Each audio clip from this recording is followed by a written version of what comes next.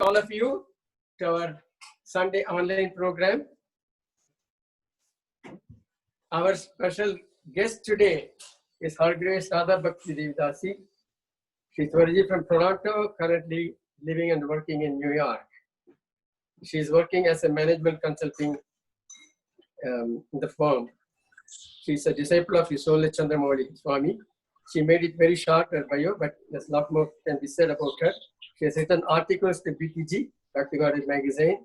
She was very much part of Toronto ISKCON youth group, organizing various festivals, particularly the Rath Yatra.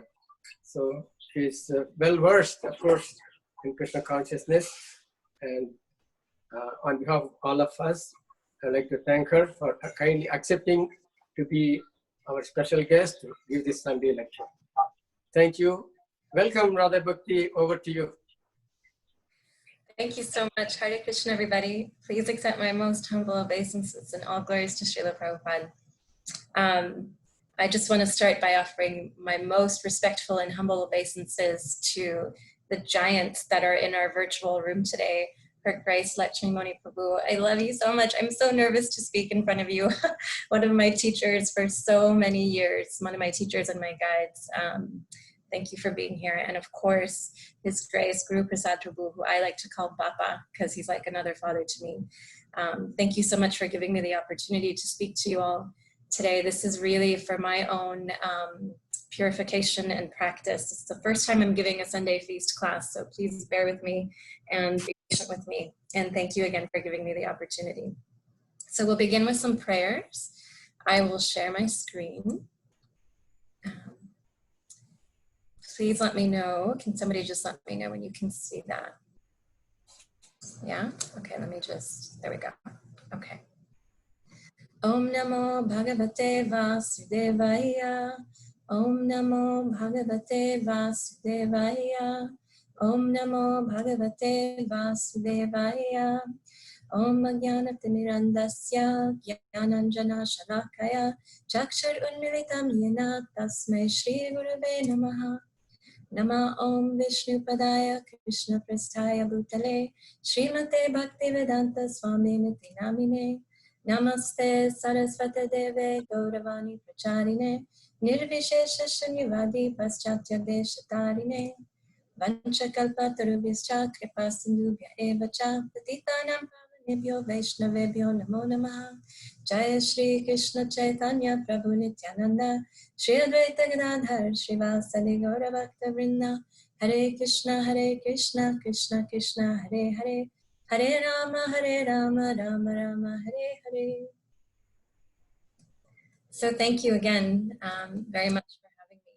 Today we're going to speak a little bit about the art of servant leadership. So I have studied servant leadership for a number of years now, both in secular circles, but also by listening to the lectures and reading the books of His Holiness Radhanath Swami, as well as His Holiness Bhakti Tirtha Swami. And today's talk will be largely based on this book, Leadership for an Age of Higher Consciousness, Volume 2 by His Holiness Bhakti Tirtha Maharaj. We're going to speak today a little bit about the difference between leadership and servant leadership. And we'll also discuss 8 of the primary characteristics of the servant leader. So as we all know, with leadership comes power. So some people use this power to fulfill their egoistic goals, and therefore they see their followers or their subordinates as a means to an end, which is usually in one way or another self-serving. In contrast, servant leaders see their people as people that they love, that they want to grow, and they inspire them to feel a sense of purpose, to feel a sense of belonging, and to feel inspired. Now, we all come from this beautiful and rich tradition of bhakti where we're used to signing off our emails as your servant, but the word servant still has some negative connotations in the world today, even amongst devotees. And I can speak for myself that even though we're so used to calling ourselves servant and we've been raised in Krishna consciousness to have this mentality of a servant, sometimes we still, or I can say I still have that desire sometimes for prestige or for position or for just some kind of opportunity to lead. So it's so unbelievably important that for any of us to be in any kind of leadership position, we have to have a very, very high level of emotional intelligence and also a truly unadulterated desire to be of service. It's also just important to note before we jump in that this course is not just for people in leadership positions. Servant leadership is actually a culture, and the traits and characteristics that we discussed today can be imbibed by each of us, no matter if we are in leadership positions or not. Though I will say that each of us are, in our own ways, leaders, whether that is in our families or at work, or even just with our peers, and especially as we deal with people in the secular world. We have the knowledge that we are able to share with others to bring them some kind of peace, and therefore that automatically puts us in a position of leadership as well. Okay. So in this book, Leadership for an Age of Higher Consciousness, Volume 2 by Bhakti Tirtha Swami, he refers a lot to Bhishma Dev. So for those of you who don't know, the Bhagavad Gita, which is our primary book, takes place on a battlefield, on the battlefield of Kurukshetra, and it is between the Pandavas and the Kauravas, who are cousins to each other, and they're fighting for the throne. The Pandavas are victorious, and the eldest of the Pandava brothers, Yudhishthira, became the king.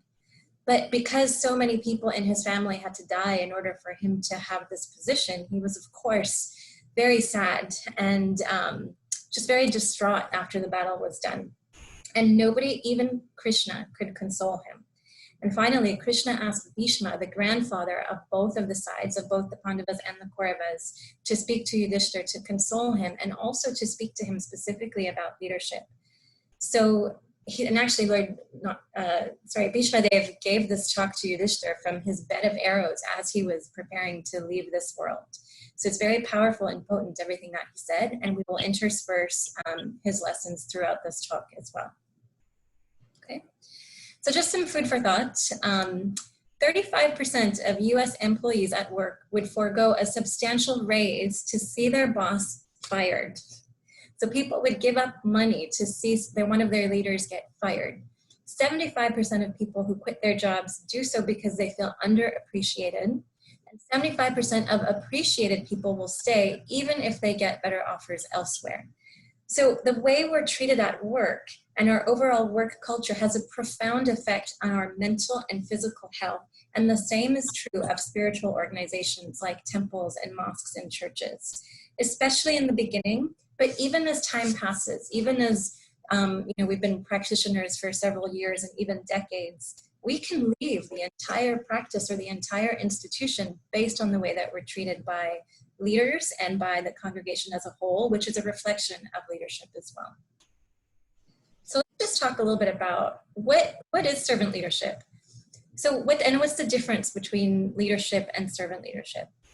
So some people think that servant leadership means that you just kind of are very meek and you can get trampled on, and that traditional traits of leadership aren't really valued within the paradigm of servant leadership. But that's actually not true. What you see on the left-hand side of the slide here is the leadership part of servant leadership. So this is where you see that traditional pyramid where the leader is on the top.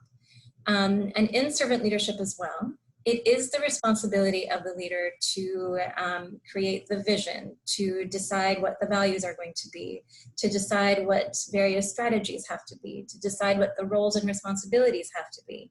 So they have to be powerful visionaries so that their followers or the members of the congregation or an organization have something to anchor themselves to. So what you see here is that at the top, servant leaders are responsible for creating the vision and the values and so on. And then the employees at the bottom of the pyramid become responsive to what the boss wants. Okay, so the leader is responsible and the followers or the subordinates or congregation members are responsive. So once the team is clear on where they're going, that's when the role of the leader shifts to a servant. Okay, so for example, let's say there's a temple out there and the leaders decide that they would like to make their temple known. The vision for the temple is that we should be known for our outreach and our hospitality efforts. So they'll tell the congregation that they'd like to see everybody involved in this and do what you can to make us known for this purpose. And then a group of youth come to the temple leaders and they say, hey, we have this idea and we want to create a university outreach group at the university here in Ottawa or wherever we are. This is where the pyramid shifts. It's in the execution of the vision, what you see on the right-hand side of the screen. That's when now the congregation is aware of what the vision and the values are, and the leader gives them the opportunity and the creative license to go and fulfill that vision in whatever way they're inspired to do. And in this way, what happens is that, so for example, the temple leaders would say, yes, you have our blessings, here's some Lakshmi, go out and go do your best. And so what happens is that then the employees or the congregation members are the ones that become responsible, and the leader becomes responsive. The leader starts to say things, you go do what you want to do. How can I be of service to you? What can I do to help you accomplish your goal that is aligned with our organizational goal? So trouble usually begins in this implementation phase on the right if leaders decide to stay on the left. So when that happens, people think they're like working for the boss, right? That's when they think that we have to do what the boss wants. And so then what happens is that we see that there's sometimes a fear of the boss, and it actually gets reflected when you see an organization. It gets reflected in the way that the frontline staff ends up treating the customers, or in our case, the way that congregation members end up treating newcomers or even each other. So it's so important that leaders understand their role because it does trickle down. And so it's very important, again, to recognize that in servant leadership, the leaders do remain responsible in terms of setting the direction. They do have authority, but they become servants when the congregation decides that they want to develop certain initiatives to respond to that vision. And that's when it is in the leaders and the organization's best interest to become the servant. Okay, and often you can tell when an organization is using servant leadership by the way that its people treat others and the way that they treat each other. Okay, so we'll keep going. So today, again, we're going to speak about 8 critical traits of the servant leader. We're going to talk about being confidently humble, having a sincere and unmotivated service attitude, creating an environment of growth and trust, being dedicated to self-improvement, being people-focused, having a high level of emotional intelligence, being strategic thinkers with foresight and awareness, and having a high level of integrity. So each of these traits could actually be a class on its own. So we're going to just touch upon each of them and go into a little more detail with some and a little less detail in others in order to try to get through it all. We're going to try to speak for maybe 30, 35 minutes, and then we'll open it up for reflections and corrections and questions as well. Okay, so the first trait, confidently humble. So if you look at the diagram on the right, you'll see that there's a danger in becoming overconfident, because then we can kind of there's a risk of becoming arrogant. At the same time, the danger in becoming too humble can be that we end up becoming self-deprecating in an unhealthy way. But humility and confidence are actually the same thing. It's just said in a different way, because healthy devotees are both confident and humble. You'll see that a servant leader and a healthy devotee is balanced. And because of that, she's able to understand her own strengths and her own weaknesses. And she utilizes her strengths in Krishna's service and delegates and asks for help when she knows she's not strong in a particular area. And as a result, she doesn't feel threatened. A servant leader doesn't feel threatened. And when they do, because we're all humans, when they do feel threatened, they're able to just pause and identify that, hey, maybe I'm starting to feel threatened by maybe somebody who's junior to me, who's climbing up the ranks faster. Maybe there's a new devotee that's come into town and she's way more talented than I am, and maybe I'm starting to feel threatened. So a servant leader, you can see it takes an incredible amount of emotional intelligence to recognize when she feels threatened and to be able to kind of stop herself and call herself out on it.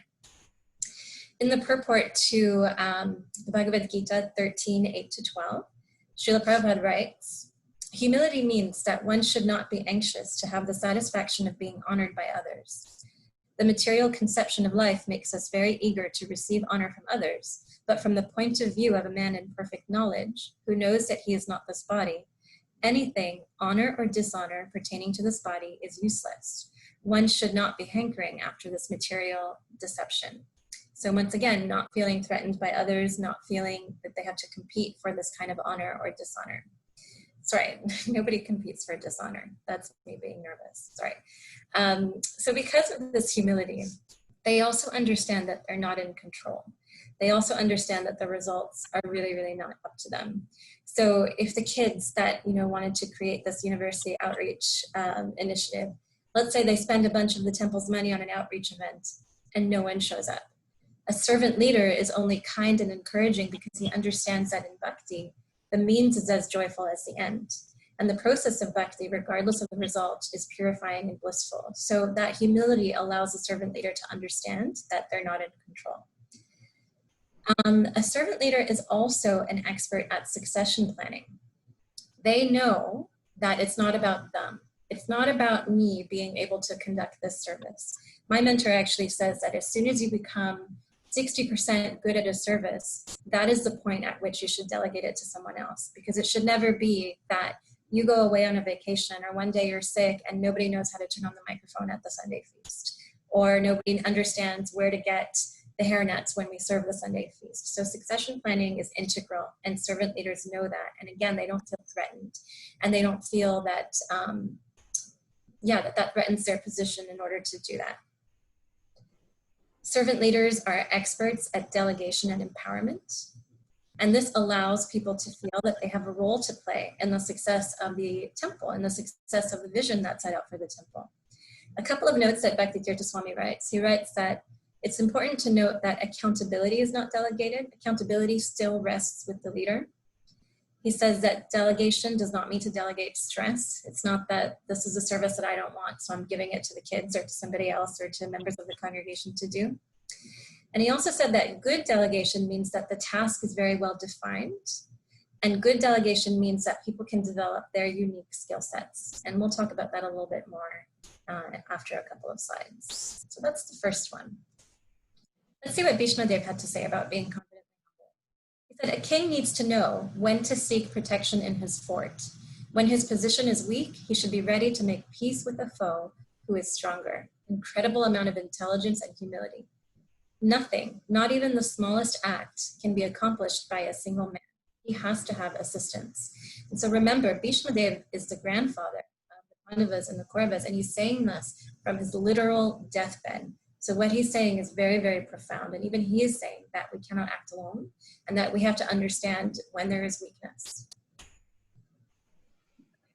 Servant leaders also have a sincere, unmotivated service attitude.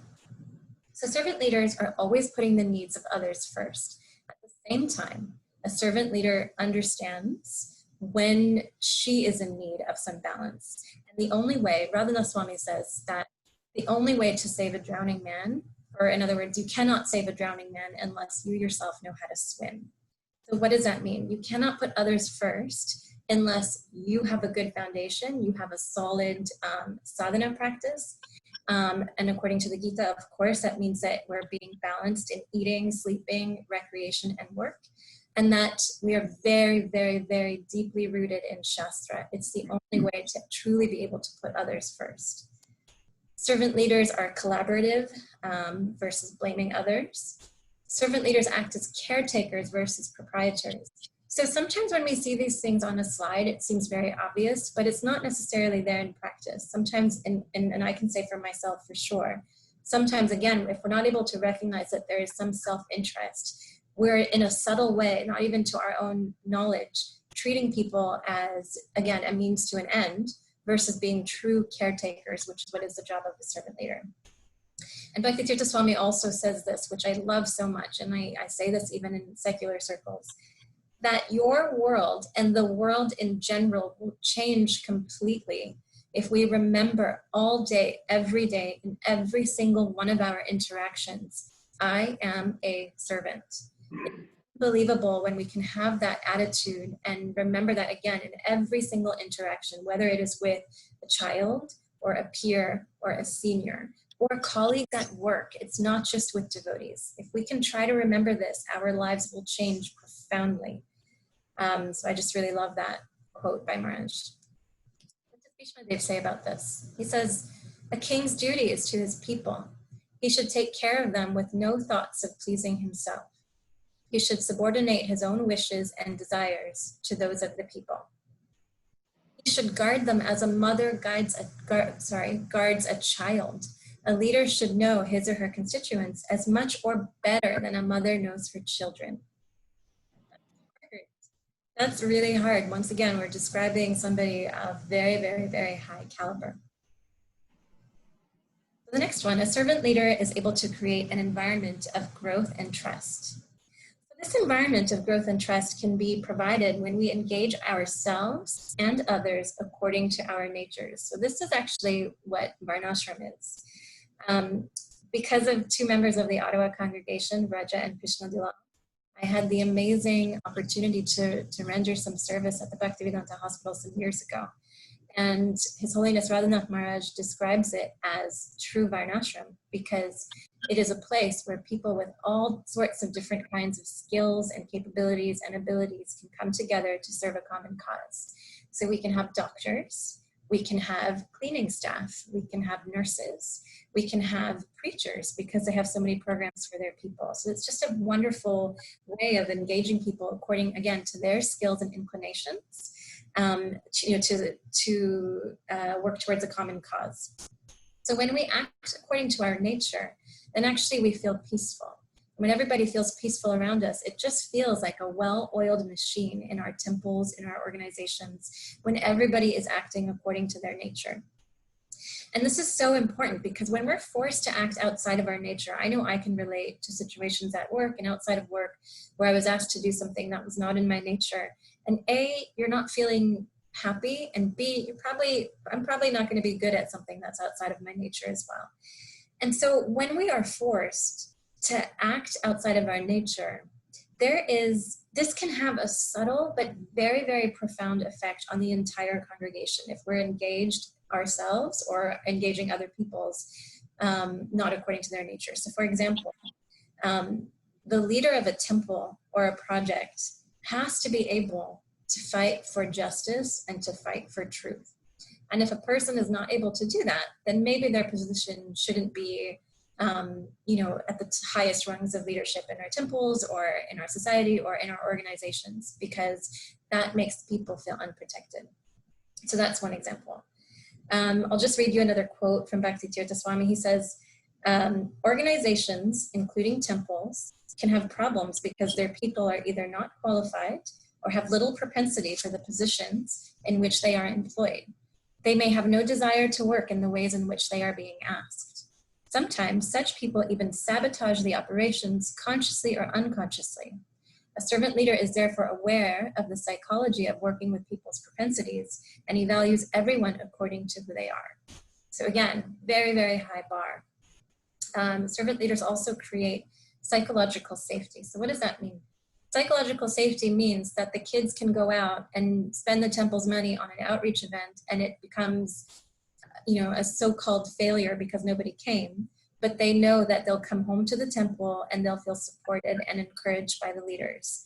They know that the leaders will say, no problem, good job, there was benefit from you in endeavoring. In other words, there's not an environment of fear, there's an environment of trust, an environment of innovation that I feel like I can be completely myself, and therefore, encouraging of authenticity, and I feel like I will be supported even if I make mistakes. And also, these leaders inspire people to become the best versions of themselves as well. Servant leaders are experts at building community.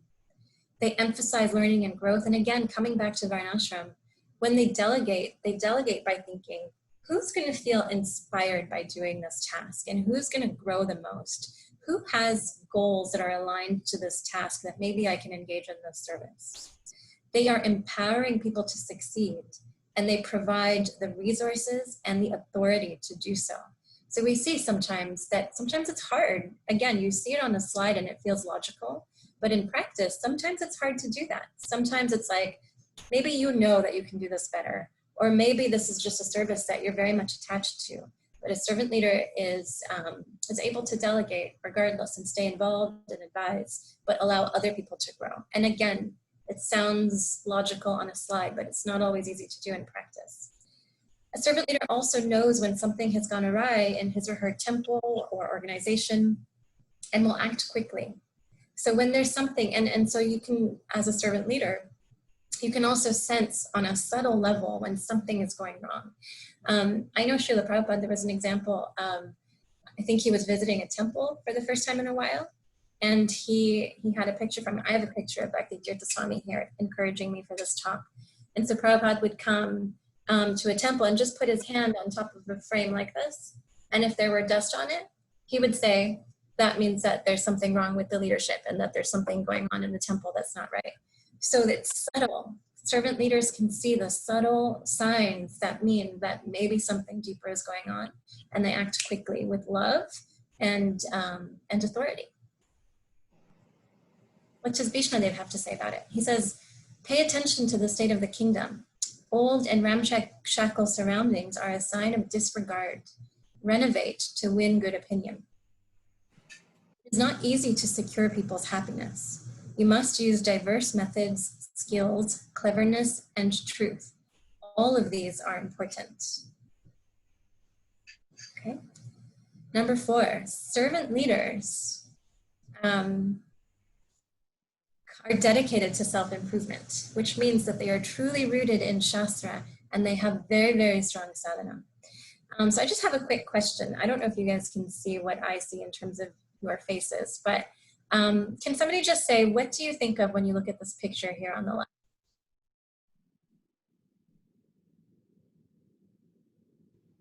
Somebody's rock climbing and they're helping the other one come up. They got up first and then they're lifting the other one up. Thank you, Reggie. What else do you see? I see someone who is secure enough to go out on a limb to help someone else. Wow, thank you. Maybe we'll take one more. I see danger here that this person who's uplifting the other can easily fall. There's nothing that's stopping that person. Yeah, thank you. So all 3 of you were right, that servant leaders are caring and they're trying to lift other people up. They're brave in order to do so. But yeah, a servant leader is dedicated to self-improvement. And if this person in this, like this, the reality, this is clearly photoshopped, because the reality is that he would fall if he was actually in that position. And so this is such an important point. His Holiness Bhakti Brihad Bhagavad Swami ingrained this point in my head, in my brain. He said that if you are lifting over the cliff to lift someone up, somebody better be holding you from the other side, otherwise you will fall. So a servant leader is constantly giving, and therefore must on a regular basis receive mentorship and coaching from somebody else. And it doesn't matter if you are the most senior Prabhupada disciple. Even they say that they seek mentorship and support and guidance from their god brothers or sisters when they need it, because everybody needs some kind of support, especially in a position of constantly giving. And again, we don't have to be leaders in our temples or our organizations to understand and imbibe this point, because we are aspiring devotees, and because through our example, and even if it's not, overtly with book distribution, but just through our example, we are preachers. And in order to be, and therefore, even in subtle ways, we are always giving.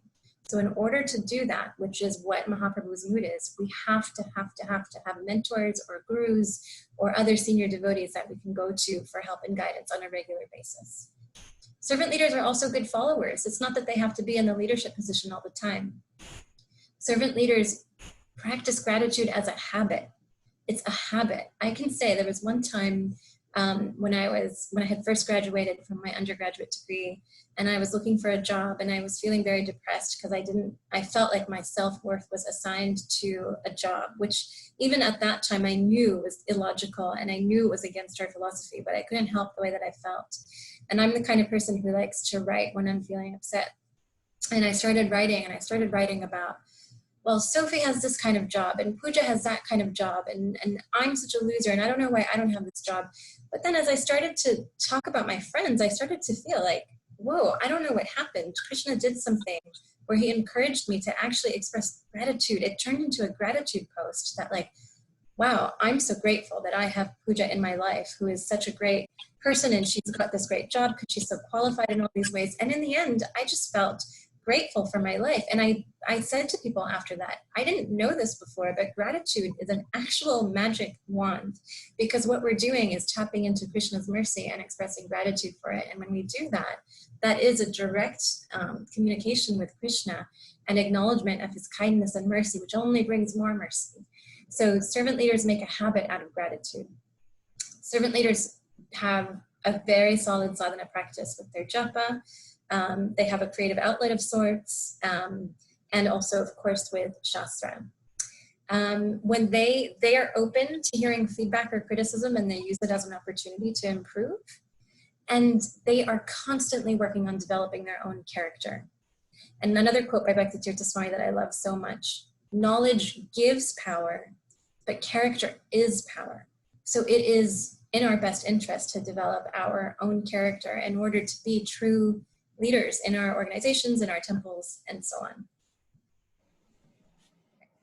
Servant leaders are people-focused. They understand universal human needs and values. And in each interaction, whether they're delegating or, I just realized that maybe I should have put pictures of devotees on this slide, sorry.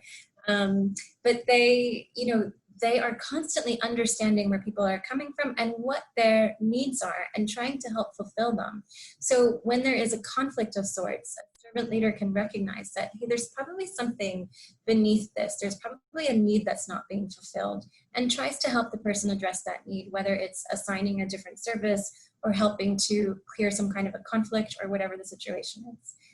They are deep lovers of people, and they help people to feel happy and secure. They are highly empathetic, and they're good listeners.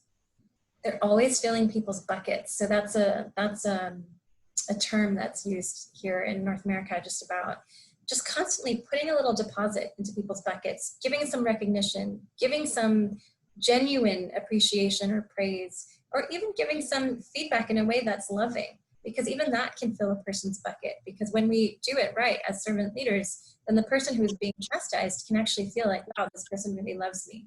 I have felt that before with Bhakti Bhagwat Maharaj. She has chastised me in ways that I have felt simultaneously like a horrible devotee, but also that I'm so loved, and I felt inspired to act on his chastisement. So I know what that feels like.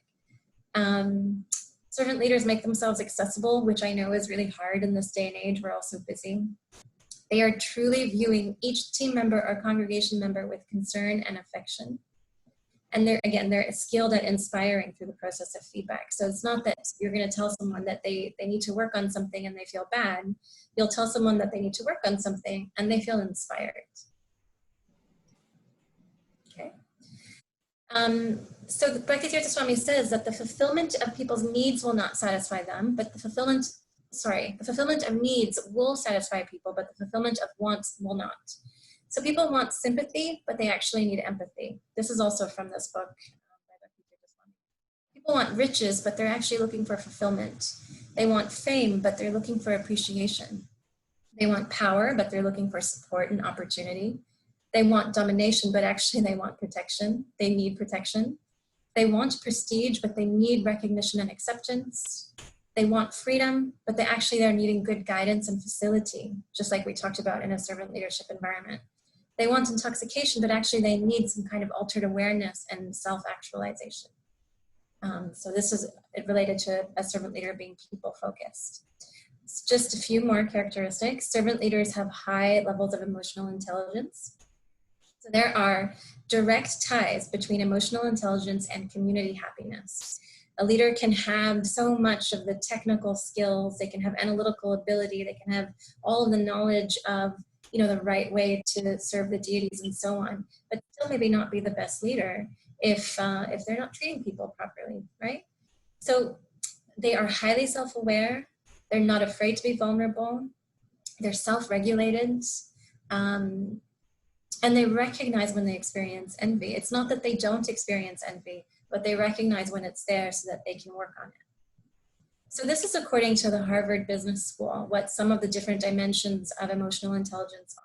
So there's self-awareness, which basically, again, means that a servant leader is honest about her strengths and her weaknesses, and she's okay to delegate where she's weak because she doesn't feel threatened by that. Emotional intelligence means having a high degree of self-regulation. So this is so important that leaders don't allow themselves to become prisoners of their emotions, which is something that we've probably all experienced. We're seeing it in the States with the leadership there. What happens when a leader does not have control of his or her emotions and the effect that it has on the people. Even when you don't even view the person as a leader, if they are in that leadership position, if they are not self-regulated, it has a bad effect on the followers or the subordinates. Motivation, they have the drive to achieve for the greater good versus for their own personal motivations. They have a high degree of empathy. So at work and in the world, this is not always a characteristic that's valued. And so we have to kind of transcend that and be inclusive and be highly empathetic to everyone that we meet. And again, they have a high degree of social skills. They can easily build a personal rapport with people, and they see everyone as humans that are complex with their own needs and emotions, and not, somebody who can cook the Radhabhakti because they're like a robot and they can do that. So that's another one. What did Bhishmadev have to say about that? He said, covetousness is the root of all sins. It destroys all merit and all goodness, which I thought relates to self-regulation, as well as he said, as a servant leader, we must always be pleasant in speech, which is also self-regulation. Sometimes somebody will make us upset, or somebody will disappoint us, or somebody will make us angry. But it is in our best interest, in their best interest, to be self-regulated and be pleasant in speech as well. Servant leaders have a high level of integrity. They're principle-centered. Bhakti Tirtha Swami says that they lead from the inside out. They're always accountable, and they will always, always, always convey the truth. Bhishmadev says, a king's highest duty is to the gods. Next, and of equal importance, is his duty to truth. Truth is the highest refuge. All the world rests on truth. The king should be straightforward in both words and conduct. Dharma, integrity, right action, and morality are the watchwords of a king. So again, very high bar. And this is the last one. A servant leader has strategic foresight, is strategic, has foresight, and a high level of awareness. So they learn from the past, they apply that in the future, and they apply that in the present, and they plan for the future. And they're also highly aware of all the factors that affect decisions. So again, when you're not self-motivated, you can see the way other things, other people, other circumstances might be affected by your decision, and think holistically. So just a couple more slides, and then we'll open it up. So how can we become servant leaders? What does it look like? So when we interact with people, let's try to appeal to the fundamental emotional needs of theirs in every single interaction. Think about the policies that we have in our temples. Think about the policies that you have even in your homes and in your life, and think about how that can increase the potential of everybody that we're leading. How can that make them feel like they're truly acting within their natures? Always express care and help others to develop their experience of care and caring for others as well. We talked about self-regulation and knowing our own strengths and weaknesses. And also, let's practice being honest about our strengths and weaknesses and not be afraid to be vulnerable when the time and the circumstance is right. Let us all seek mentorship and understand spiritual goals of the devotees around us and inquire about them. Let's ask about them. Let's ask how we can be of support to them. And again, you don't have to be in a leadership position to do that. Let's exercise gratitude. Let's be introspective. Let's try to be conscious of our envy. This is so tricky. Sometimes we don't even know that it's there. Try to be detached from the results and really, really try to remember that bhakti brings us so much joy in the process versus being attached to a particular outcome. And let's try not to succumb to the desire for power or control or to try to prove something. And this is the last slide that I have. What does it look like when we're all servant leaders? In a congregation where we are all servant leaders, differences are easily resolved. The congregation is relaxed and happy and smiles a lot. The congregation feels comfortable and secure being themselves because they feel appreciated and they feel like they have a place. They can express themselves openly without fear. We talked about psychological safety. They're really enthusiastic to serve one another, even if it means that they have to make some kind of a sacrifice. They're constantly appreciating one another. They're celebrating each other's success. Everyone in the congregation feels that they have at least a few good friends that would help them in a time of crisis. I had the honor of being there when we lost a member of the Ottawa community. And I saw the way that this community came together, and it touched me in a way that I will never, ever forget. When we have servant leadership, everyone is working according to their skills and interests. There's more creativity, there's better decision-making, there's better collaboration and teamwork, and there's better financial performance in an organization, but also in a temple, and just overall performance and adherence to the goals and vision that the temple leadership sets out. So I also have an exercise, but why don't we stop here for now? And if it's okay, I will ask Lakshmi Moni Prabhu or Guru Prasad Prabhu. It's so nice to see smiling faces in videos and people that I love so much. Thank you for being here. Lakshmi Moni Prabhu, is there anything that you would like to, any corrections or additions or comments? You're on mute.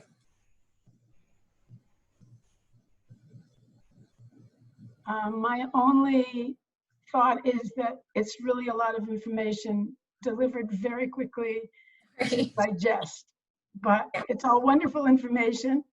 Yeah, I'd like to have an opportunity to hear it over time. That's also what happens when I'm nervous, is I speak really quickly. So. Also on a timed, you know, you're in a timed situation. So I think it's, yeah, it's a seminar which takes more than 45 minutes to deliver, at least for me, because I'm so obtuse in these topics. But I really appreciate it.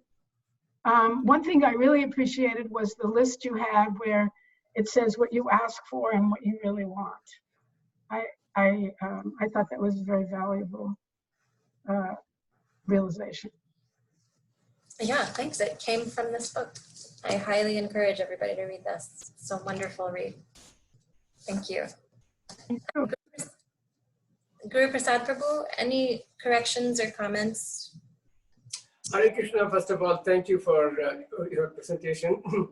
It is very clear that we have read many books and have listened to many lectures, and even perhaps your own profession in some way helped also for you to put so much information together. As Lakshmi Mataji said, that what you have learned over a number of years by your own experience as well as studying such books as Bhakti Tirtha Swami's wonderful series of books, as well as Radha Maharaj's lectures, and the way he carries out in his responsibilities, both in the Bhaktivedanta Hospital, in the Chaupati Temple, as well as in the Govardhan village. So that's another wonderful project we need to know about how everybody is engaged in a very meaningful way and everybody is satisfied with their roles and responsibilities in that organization. So you have given quite a lot for us to think about, and I still have to grasp all the material you have presented. So hopefully I will have opportunity to look at them a little bit more at leisure. And I have one thing, this thought of servant leadership, is it applicable at certain level, or you think that everybody should be aware of this thought, even the person who joins newly? Yeah, thank you for asking. Servant leadership is a culture, and therefore it should be applied at all levels of the temple, including with newcomers. And what will happen is that as they get ingrained in the culture, they'll automatically start developing those qualities as well. And it just becomes such a warm, almost embrace when anybody walks into the temple or into an organization that this is all natural. These are all natural qualities that we have to be loving and caring. So as soon as we provide that environment by working on ourselves and adopting those qualities and trying to cultivate those qualities in ourselves, then yeah, it's certainly applicable to every level, and everybody will naturally come on board as well and become servant leaders themselves. Did that answer the question, Baba? Thank you. To some extent, I think that when we follow the guidelines in Nectar of Instruction and books similar to that, so many of the elements and what you said is covered in that sense. but there are also a few new ideas which are brought today. Thank you. Thanks, Dad. Any other comments or reflections or questions or corrections? Hare Krishna. Hare Krishna. The servant leadership in action. Can you explain the topic once again, please? Yeah, I'm sorry. I must have gone way too quickly. I'm so sorry. When servant leadership is in action, then in terms of the community, then people feel taken care of. They feel looked after. They feel as though they can be themselves. They feel as though they have a direction that supports the broader direction. And they feel that they have a family. And the way it is in action in each of us as individuals is by truly rooting ourselves in very steady, deep sadhana, which means excellent japa every day. It means that it doesn't, even if we're not chanting 16 rounds, it's just that we're steady in whatever our commitment is. So being rooted in our japa, whether that's 1 round or 16 rounds or more, it means having a practice of studying the Shastra. And it means consistently seeking mentorship and guidance from those who are senior to us. Because when we do that, we don't have to be perfect. We don't have to be second initiated devotees who have everything right. Because whatever knowledge we have, even if we're just reading 1 verse a day, every day, if we're sincere and trying to study and imbibe that, then we are in a position to teach it to others, and the empowerment will come. So the way it looks for us as individuals, again, is being internal, seeking mentorship, and then allowing that to flow to other people that we can provide our love and leadership and guidance to. Is that okay? Oh, thank you very much. Only the question is, people like handicapped persons will be able to manage his chanting rounds, sometimes 4 rounds, sometimes 2 rounds, with chanting beads or without chanting beads. How the handicapped people can manage all these things? That is such a sweet question. And whenever I have heard ask this question of my seniors, the answer is always that your sincerity is what matters the most. If you have the desire, then Krishna will help. And if that means that you use a clicker, sometimes if that means you do 1 round one day, 2 rounds the next day, that's okay. I do recommend that we have a minimum. So even if that is 1 round on a clicker, that's okay. But the sincerity is actually our ticket back to Godhead. That's what my mentor always says. He says, you don't have to be perfect. You just have to be sincere.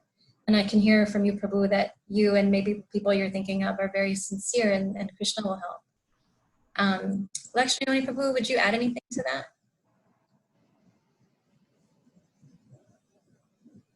You're on mute. I would agree with you that whatever your commitment is, really what our offering is what's in our heart. The external amount of offering is almost inconsequential in many cases if the internal offering is not accompanying it, at least. So, and there's no bars in terms of handicap for being able to sincerely cry out to Krishna. Prabhupada compares it to a child crying out to its mother, and a child is very handicapped in its ability to do anything but cry.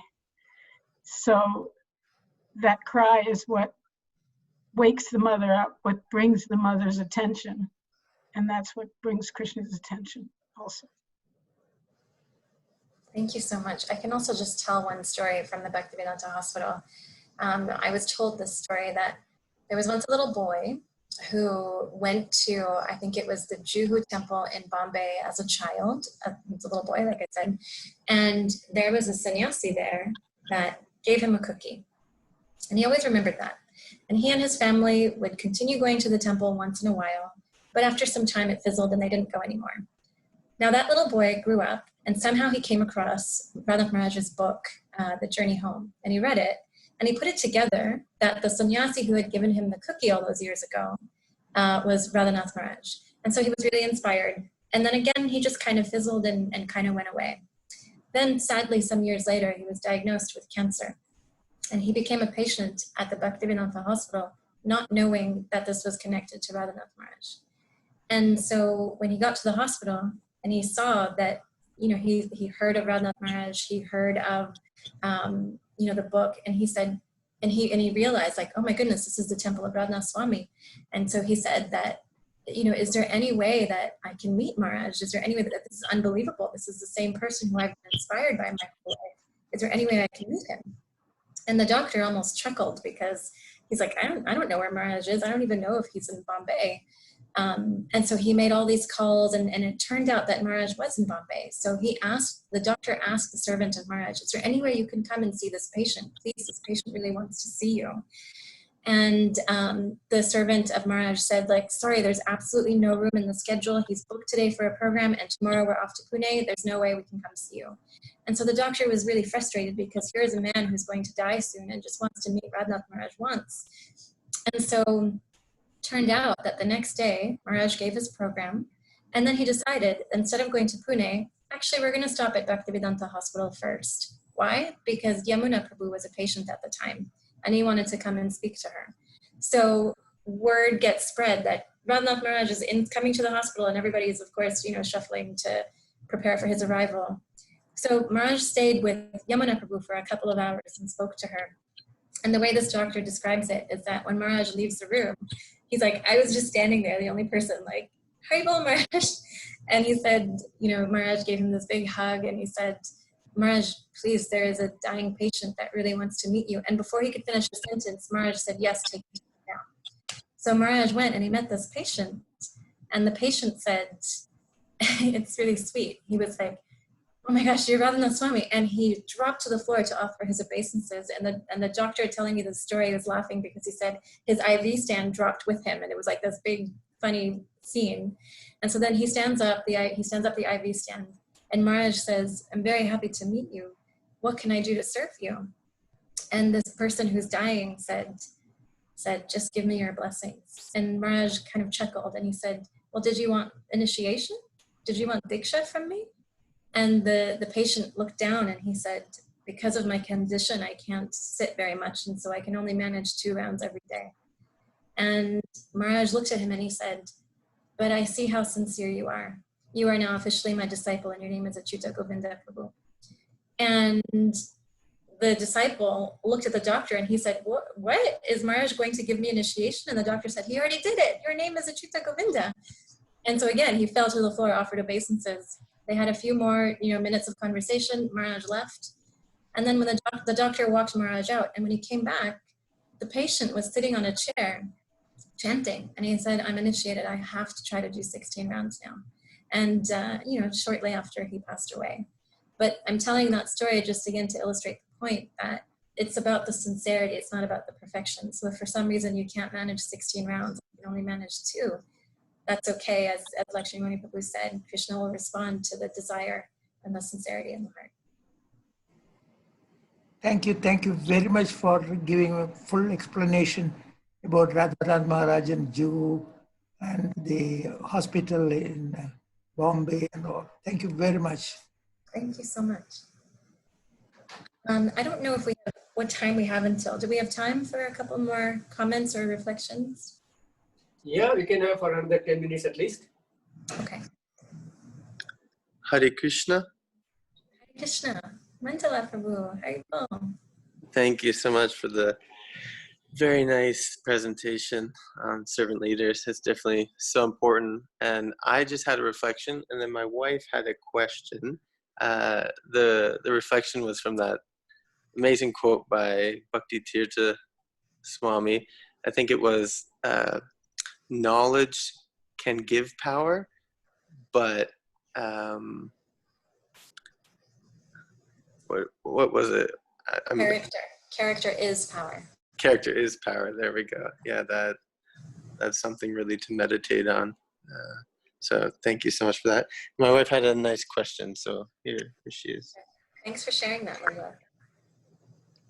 Hare Krishna, Radhabhakti. Thank you so much for your wonderful presentation. I loved it. My question is, let's say you're in a situation where you are a new leader and there are a lot of people whom you come across, they're not humble to you, they're not nice to you at all, but you continue to be, nice to them, irrespective how they behave. So how do you make sure that you continue to practice being a servant leader and not let your false ego come in your way? Whether in the workplace or in a spiritual Yeah. society. Yeah, thank you so much. I'm going to look for another quote. I'm going to try to find this really quickly. Another one that Bhishmadev says about this. He says, "There is a danger in mildness. The king should not be too mild, or he will be disregarded. The people will not have enough respect for him and his words.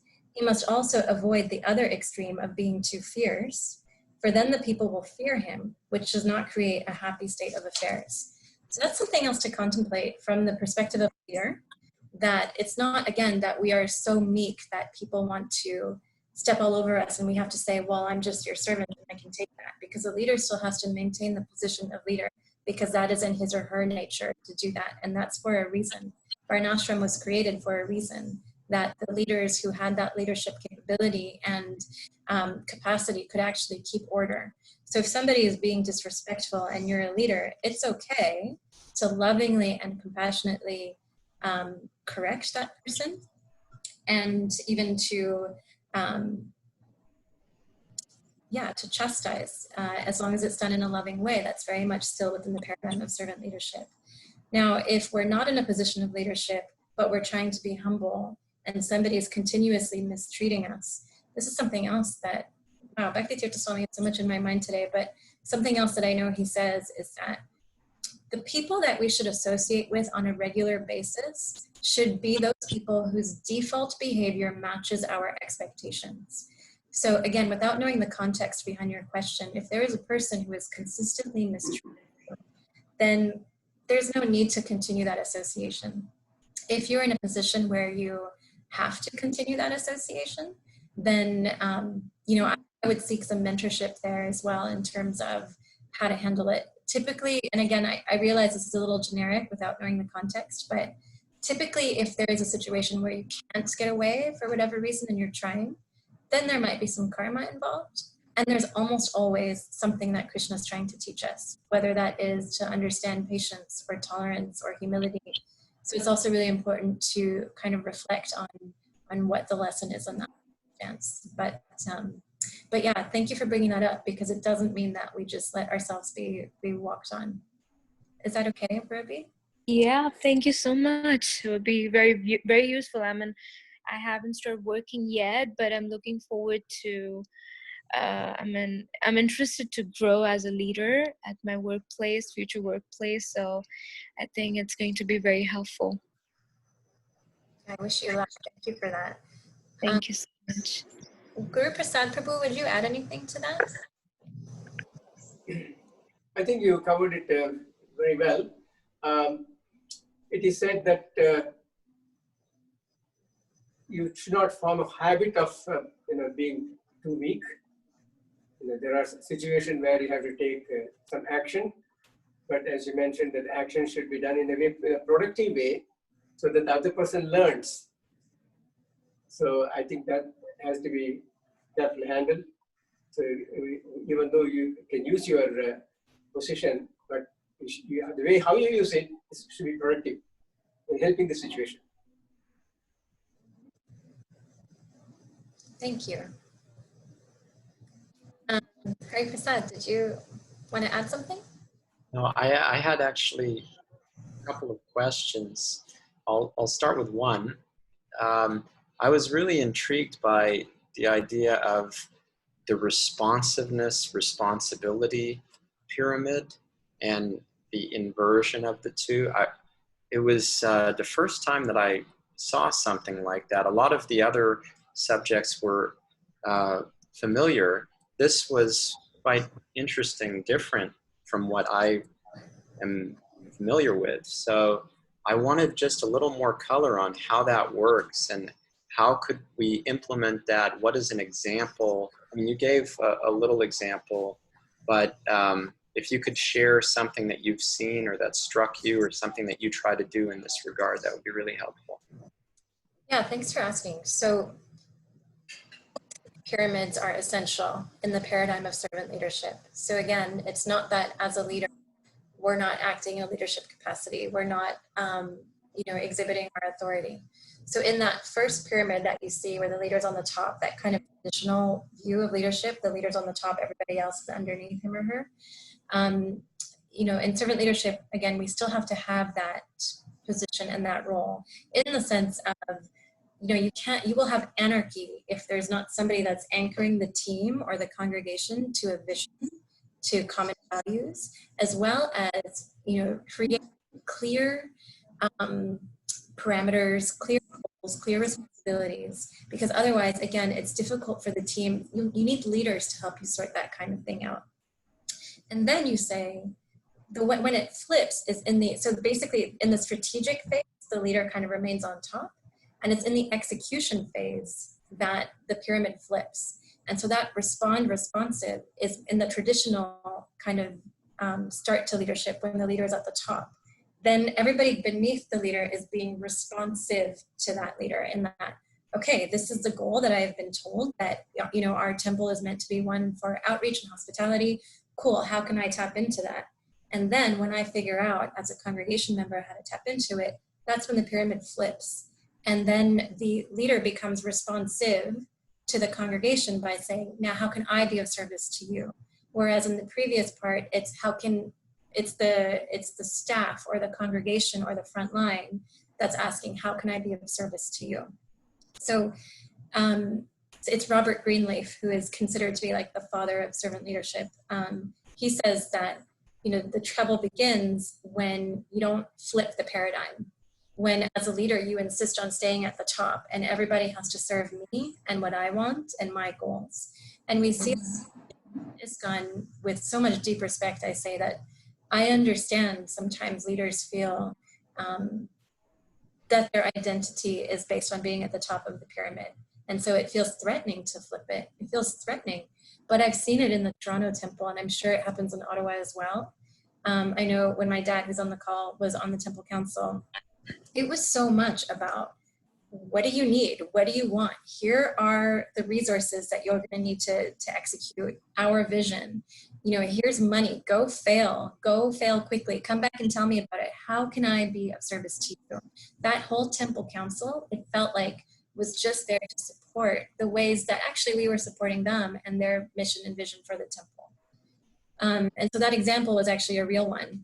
Actually, when we started the Krishna Club at York University in Toronto, that we just received so much love and support. Raja co-founded it with me and 3 other devotees. And so that was what happened. The Toronto Council was just so like, you need prasadam from Govindas? Cool, we'll cook extra prasadam from you. Like, how can we serve you?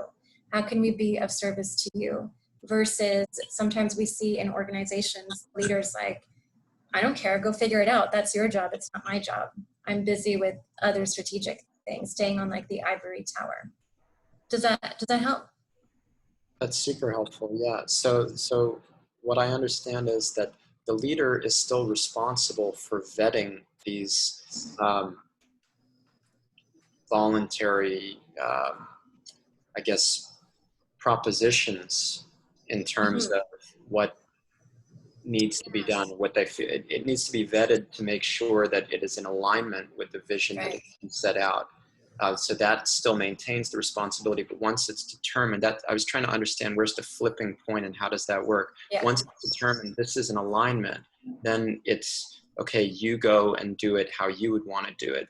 But what if they come back and they need still more leadership or more help because maybe they don't have the experience that the leader has? Yeah, so think of it as the left side as strategic and visionary, and the right side, when it's flipped, as execution. So that's kind of the main kind of difference. And absolutely, if you come back and you need help, then as a service, the leader is saying, yes, come and I'll train and I'll help and provide resources or provide guidance or even hold your hand while you're doing this. But I am your follower in that sense, in the sense that I will guide, you can execute and give me service. And you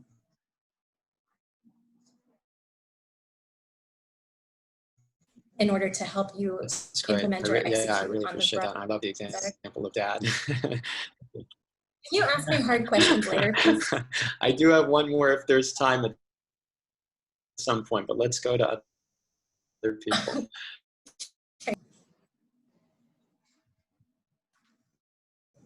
I'm sorry, I have to say one of the drawing on the fourth or fifth, you said confidence and arrogance. And put the scale. On the scale on the left-hand side, you put a confidence. Other side, you said arrogance. Can you explain once more time? Yeah. If we become overconfident, it's actually a sign of insecurity. But if we become so confident, we risk becoming arrogant. We risk becoming somewhat conceited, and that's actually a block in leadership. It's almost like a shield that can repel people. Arrogance can repel people. On the other side, if we think of humility as constantly being, somebody's doormat, allowing ourselves to be walked on, then we risk becoming self-deprecating in a way that's unhealthy. Self-deprecation is actually healthy when you do it with the right mindset, but when you do it in the sense that, like, I'm trying to be humble and therefore I'm going to tolerate all sorts of abuse and mistreatment, then that is extremely unhealthy. So the balance is actually understanding that confidence and humility are actually two sides of the same coin. Because when we are confident, we are naturally humble. And when we are humble, we are naturally confident, because we're just simply aware of our strengths and what our strengths are and what our weaknesses are. And you're confident to just speak about that and say, like, for example, when Vraja and I worked together for a retreat, it was like, okay, I can manage, registration, but Reg, you need to take over the prasadam and the kitchen because I don't know what I'm doing there. And Reg said, okay, I'm good at prasadam, but Radhabhakti, can you take care of programming? So she, as a leader, had that knowledge of where her strengths are and where her weaknesses are, and was able to delegate accordingly. So again, being confident and being humble, sometimes it feels like those are opposites to each other, but it's actually two sides of the same coin. Does that help, Prabhu? And I don't know if any of the senior devotees want to add to that. So the confidence and overconfidence, what exactly the Krishna consciousness? How does that apply in Krishna consciousness? That's right, yeah. So humility in our text is referred to the ornament of a Vaishnava. So having humility is essential in order for us to progress in our path of bhakti. And I can see that Anne has come across, has asked a question about humility as well and how to cultivate it. So humility, again, being the ornament of a Vaishnava is super important. But if we don't understand what it means, then again, we risk becoming really down on ourselves, which actually, from a spiritual perspective, you know how we talk about pride and false ego, and we say that we shouldn't put so much emphasis on ourselves. We shouldn't be so proud about, like, I'm so great and I'm so amazing. But when we are trying to be humble in a way that's not grounded, in a way that's not intelligent, then it turns into the opposite. It turns into, well, I'm so terrible and I'm the worst person. But actually, that's also not Krishna conscious, because in both situations, when you say I'm amazing or when you say I'm the worst, you're putting yourself in the center. And that's not putting Krishna in the center. So both situations are actually on the bodily platform and moves us away from advancing in our Krishna consciousness. So this is applicable in the sense that we should cultivate genuine humility under the guidance of mentors or gurus. And by so doing, again, become genuinely aware of our strengths and our weaknesses, and to be able to use our strengths in Krishna service and allow others to complement where we feel we are weak. And again, I'd like to ask any of the senior devotees if they want to add to that. A person to be truly humble should also have the confidence, especially in the spiritual community. So they must have the confidence of the by virtue of knowing the Shastra properly and by virtue of his practice.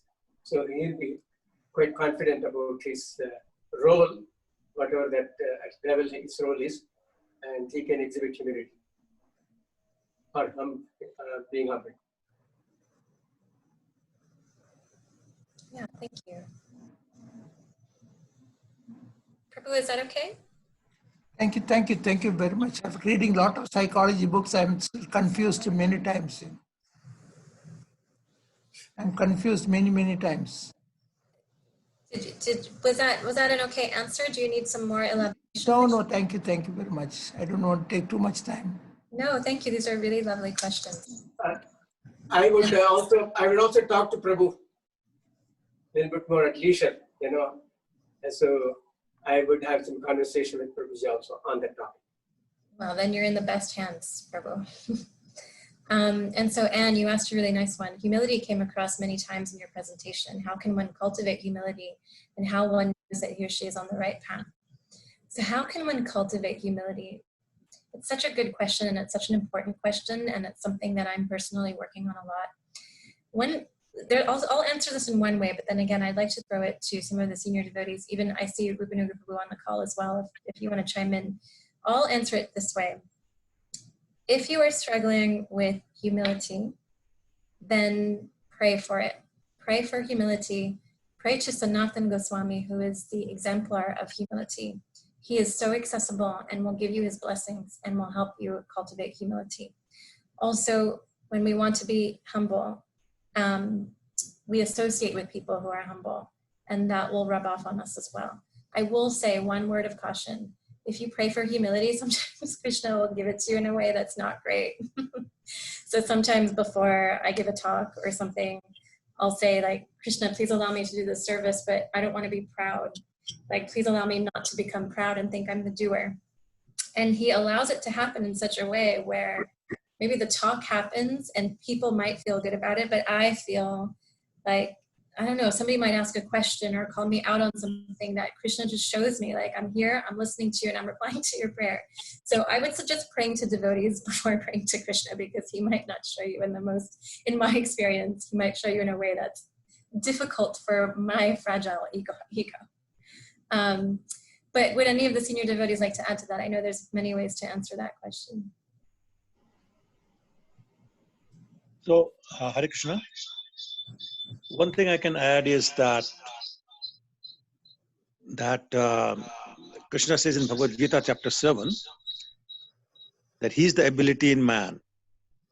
And if we understand that point, that whatever abilities, whatever skills, whatever talents we have are a gift of Krishna to us, they're not ours, then it would be very difficult to be proud of, in the sense of being puffed up of whatever skills we have.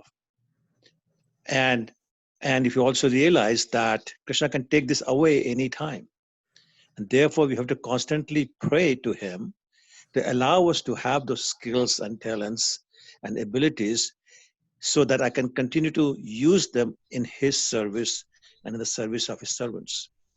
Then the humility will automatically come, because humility goes away when we think we are the cause of this, we are the reason for this, we are the ones who are accomplishing it on our own ability. And all those feelings go away when we realize that it is really coming from Krishna. And then it's easier to develop that humility.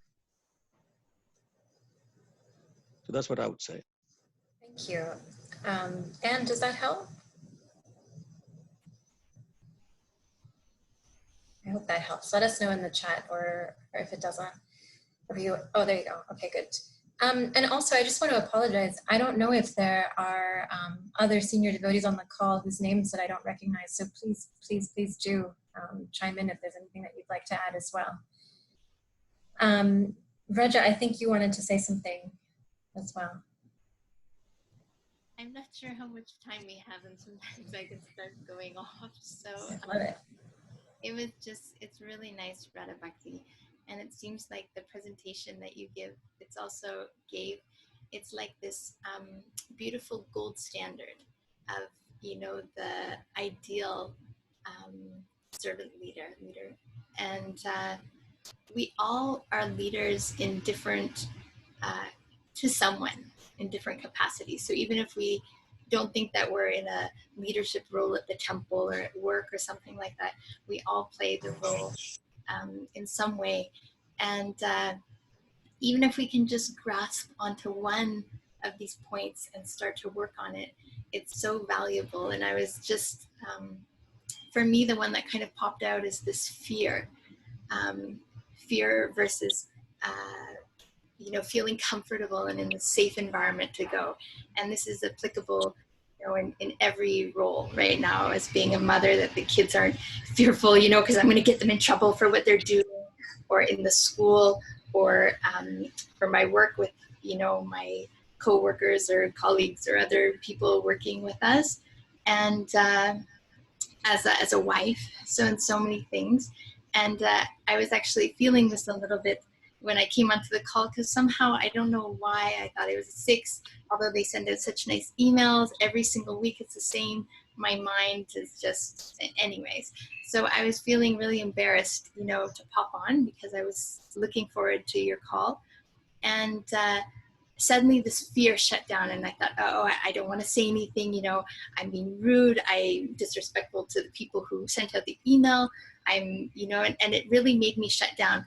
And then I had to grab this thing inside and say, I know Radhabhakti, she's not going to judge you or cast you out or anything like that. So I think that this is one point that I really want to work on, so that I don't give that, or I don't make other people fearful of me, and that I really admire in leadership. So thank you very much. Raja, you're just the best, and having you on this call puts me at ease, because you're my BFF. So thank you so much for being here and for sharing that reflection, and also for saying that really important point. And I'm sorry if I didn't emphasize this in the presentation, that it's true, those were all ideal characteristics, and it's not, I certainly don't imbibe all of them. And we have to remember that Bhishma Dev was speaking to Yudhishthira, right? The ideal king. So let's just remember that and be where we are. And I love what you said. Maybe we can choose one thing and try to work on that, whether that means exercising gratitude, whether that means being intentional about seeking mentorship, or just reflecting, just being reflective, or maybe just trying to reflect every day, I am a servant, and see how that changes my interactions. Maybe just one point we could take and try to implement in our lives, and that will make a big difference. That's true in all of our shastras, right? If we just meditate on one verse and try to make that our life can become perfect. So thank you for that.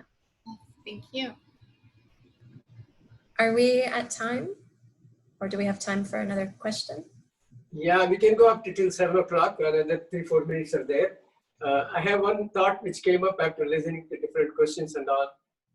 Is it also right to say within ISKCON's society that the leadership should be understood? A person who takes the responsibility to coordinate with all others, being sensitive to their needs, to have a vision to fulfill the mission of Srila Prabhupada's ISKCON. Can you say anything more about coordinating and understanding others' needs? Instead of always using the term leadership. So this may have a little bit of a difficulty, because we always think of leadership as someone in the secular sense. Sure. So coordinating things and understanding people's needs. Is that what you're asking about, Papa? He's a coordinator in accomplishing various tasks, whether in the day-to-day sense or in the long-term sense. So he has a vision of how to accomplish things in alignment with the purpose of or the mission of ISKCON. Okay. So if I understand your question correctly, it's that how can we go about that kind of coordination while also taking into account people's needs? I would put it as more like a coordinator. Yeah. Not so much as a leader in the secular sense. Right. So coordinating things within the temple while also taking into account people's needs, right? How can we do that? That's right. So it takes, in my opinion, and again, this, Papa, you're asking me a question, which is crazy. I shouldn't be answering a question from you, but I'll give it my best shot, and then maybe I'll turn it to Lakshmimuni Prabhu or Rupanuga Prabhu to help me out as well. What I would say is, you know, in my experience with helping to coordinate things, it's much about being a good listener and understanding where people are at. So understanding that, you know, understanding when somebody is having bandwidth issues, understanding when somebody is having an emotional need for something that is not being fulfilled in the service that you're working on together. And then being able to compassionately and with empathy help that person through it and work on it. And similarly, when you're experiencing that, when we ourselves are experiencing that our needs are not being fulfilled, or maybe my nature is not being catered to try to be proactive in seeking that guidance and support as well, so that, again, the thing that we are coordinating for the greater good of the temple or whatever project we're working on at the temple can be accomplished despite some of the human emotional obstacles that might be coming in the way. So I think it boils down to good listening, good care, and a high level of sensitivity to be able to detect when something like that could be happening. I don't know if that was addressing your question, but I would like to ask Lakshmimuni Prabhu or Rupanuga Prabhu to add to that as well. I would just like to say that I don't think, in my opinion, coordination and leadership are not synonymous. Coordination may be part of leadership, but still leadership is necessary. And you see it with Srila Prabhupada, because Srila Prabhupada was very much of a facilitator and a coordinator globally of many different persons who were skilled in various levels in their ability to carry out his order. But at the same time, he was a leader, and if something was drifting off or something needed direction, he was there to give that direction, and we knew that he was there to give us that direction, and it made us feel secure and comfortable. So if without leadership, without having a leader who's trusted and respected and that you feel is sensitive in so many different ways that you described, then you feel unprotected. You feel fearful just because someone has to come in and say, yes, this and not that. It is necessary. And it's definitely there in our disciplic succession. It's definitely there in the scripture, right? That Arjuna said to Krishna, I don't know what to do. I've given you all these really good arguments, but I can see that you're not satisfied with them. So now I'm confused about duty. What should I do? And Krishna took a leadership role immediately and said, sorry, but you're acting like someone who's smart, but you're really not speaking like a smart person. So, but because they had such a trusting, loving relationship, Krishna could jump in like that and take a leadership position immediately and say, you're wrong, this is right. So some level of leadership is essential in order to keep, especially newer people or inexperienced people, comfortable and on track.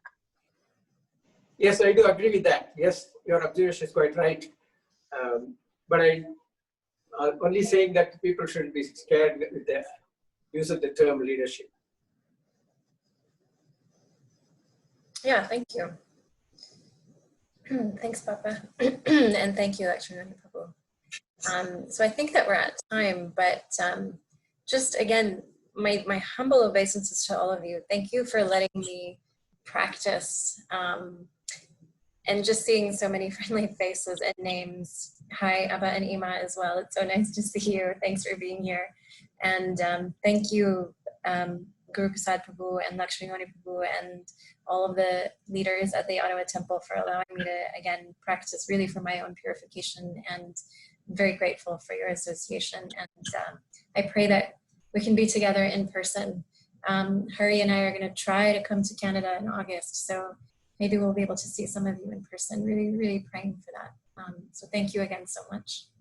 I want to mention to you one thing. After many of these lectures recently we had from different guests, you got more number of questions than others. I don't know if that's good. That's a good sign. So you can different people. Thank you. Okay. Thank you again for, I know it's a busy lifestyle for you. Most of the people in New York are very busier than definitely in Ottawa, for sure. So you're taking time. And of course, you have to put some time and effort even preparing the presentation, because you don't just come on like that. So thank you for your time and effort you spent on this. I really appreciate that on your personal behalf and on behalf of our Ottawa congregation. Thank you and all the best, team. Thank you. Hari Haribol! Thank you. Hari Bol.